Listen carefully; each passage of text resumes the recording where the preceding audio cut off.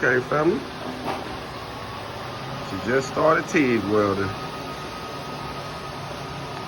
I told her TIG welding was like driving a manual car, but she said I never drew one of them and that was doing too much. So this is gonna be a little challenging for her family, but she getting it though.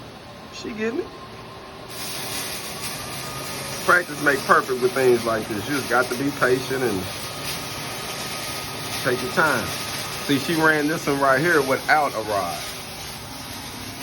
You see, she did really good right there. She ran that one without one. So she been practicing, doing good. Said never did one before, never did TIG, and she's already running something like she gonna be all right. She's gonna be all right.